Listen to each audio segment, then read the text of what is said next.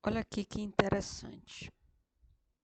Vamos pegar aqui esse nossa atividade 6 e diz assim, ó.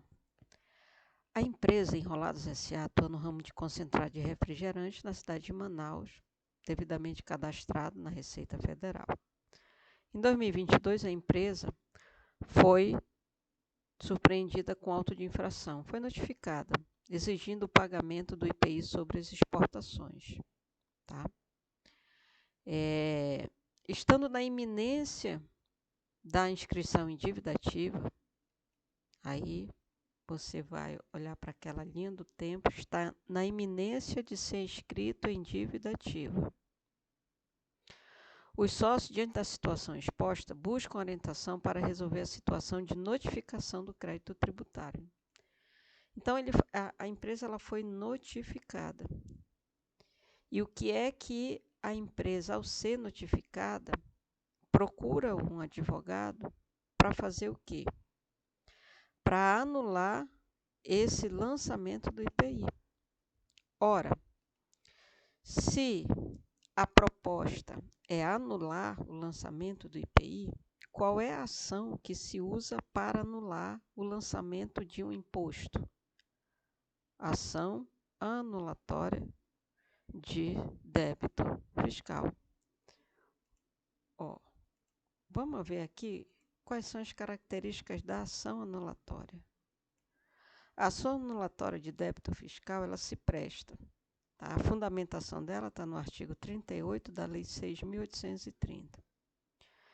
Requerer a anulação do crédito lançado.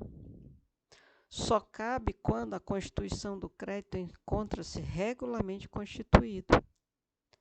Então, o cabimento da ação anulatória é quando houver uma notificação de lançamento de auto de infração, tá? De imposição e multa, tá? E quando está na iminência de um ajuizamento da execução fiscal.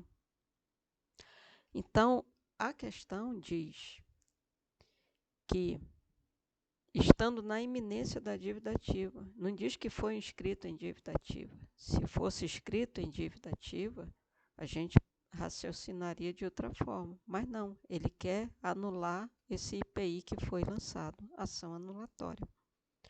Tá? Ação anulatória. Vamos ver aqui a questão 3. Tá?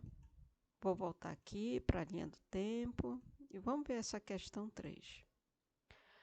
Um partido político XYZ, com sede na cidade do município Alfa, tem 4 imóveis localizados nesse município. Então, um partido político. Lembra da imunidade, que partido político tem imunidade tributária. Dos quais um é utilizado para sede, o outro é utilizado para abrigar a fundação e os outros 2 são alugados a particulares. Tá? Os valores do aluguel são revestidos na atividade do próprio partido político. Então, tem imunidade tributária. O administrador XYZ, com precaução e temendo incorrer uma infração fiscal, pagou o IPTU. Embora ele tivesse imunidade, ele pagou. Poucos dias depois, descobriu que estava sendo cometido de grande equívoco, procurou um escritório de advocacia. Nesse contexto, considerando que o administrador contratou você como advogado para patrocinar a causa do partido, XY, redija a medida adequada para reaver a pecúnia. Gente, qual é a medida judicial que ele pode reaver, que ele pode repetir, que ele pode pedir de volta o que pagou? Se era um partido político, tinha bens, ele tem imunidade. Ele pagou e não devia ter pago. Então, foi feito o lançamento, constituiu o crédito. Ele quer anular esse crédito? Não. Ele quer pagar em consignação? Não. Ele quer declarar alguma coisa? Não. Ele fez o pagamento e quer reaver.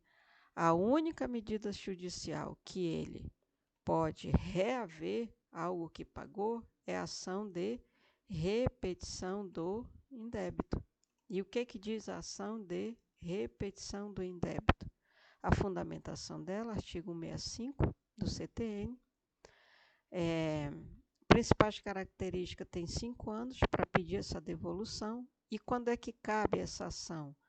Cabe quando o indébito de tributo ou da penalidade pecuniária foi indevida, tá? E essa é a estrutura da peça.